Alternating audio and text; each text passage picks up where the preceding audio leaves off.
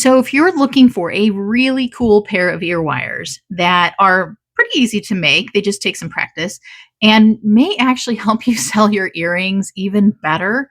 I'm not going to say better than your actual work on the earrings, but it could be close, to be honest. Regina reached out to me and requested the video. She's an awesome YouTube subscriber, so be sure to keep subscribing and like these videos because I plan on making a lot more.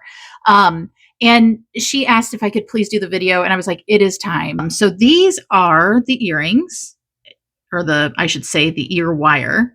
Really neat, actually. And I'm going to show you how to make them. So let's get started. You can use anything you want. If you want to do a 24 karat gold, a sterling silver wire, whatever one that you usually use, you can eventually use that, but don't start with it. You're going to want to use something like this. I will actually put links to these from Amazon. This is by the Beadsmith. I have one in silver, one in gold. My silver is a 22 gauge. My gold is a 20 gauge. You can use either one. It's kind of where you're comfortable. These both fit through my ears just fine. This is obviously the 20 gauge is going to be a little thicker. I'm going to show you with the 20 gauge. I may do this one too, but I'm going to first show you with this one because I want to show you like how it actually, you can get this kind of wound around. So what we're going to do is take off about 4 to 5 inches. And I know when you're unrolling this and you're trying to measure, and I actually use one of these mats.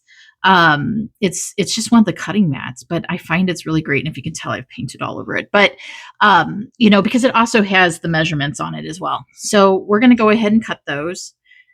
And like I said, it doesn't have to be extremely accurate. This is something that you're going to get used to on the type of curl that you want and what you like. I'm going to take my round nose pliers. I will also put a link for some of my pliers. And if you're really interested in knowing a little bit more, because I use certain ones, like the Lindstrom ones that not everybody uses, but they're really awesome. So I'll put a link to some of these things in there as well. And if you actually would like to see a video on these, tell me. So, and I'll do that as well and tell you the difference between them. So what we're going to do is we're going to go ahead and wrap this around. So you're basically going to be creating a little loop. And then this is the tricky part. We're going to take this and you're kind of letting the wire free form around like this. Okay. And you're getting something like this. Now, you can kind of move this guy down just a little bit. You can move things a little bit around. The basic earring is going to be right here. So I'm going to be cutting it. I usually would cut it right about there. And that is one of them. Now, I suggest making 4 to 6 of these. And you're going to say, why? Because you really want to get them to match. And I'll do another one and we'll see how good I do. But I'm going to tell you, it probably won't match. Go ahead and again, do your about 4 inches. And then we'll try this again. And this is the part of why you want to get just regular, inexpensive wire until you get down how you want to do your shape. Okay. And I'm going to kind of push that down just a little bit. Push this in. Okay.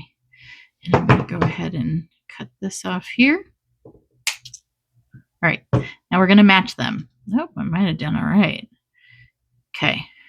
Now you can see I'm not exactly matched up there.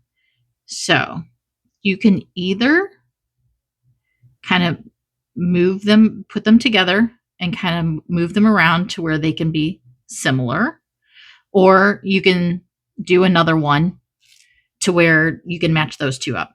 So that is how you do it. I know this seems easy, and it is, but you really do need to kind of practice with it. And like I said, make multiple sets so you can do this. But the reason why, they're so fun and people like them so much is because, and we're going to start with, you always put, when you're putting them on, you're kind of doing them backward. So you're putting it on this way to where the front goes like that. So, I mean, it's just really easy to put something on it.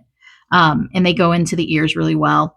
Now, I will also take this is a bead reamer, and I actually got an attachment for it, and you put it on here, and it just kind of, it's a deburrer. And I just do that real quick, nothing major, just kind of knocks the edge off.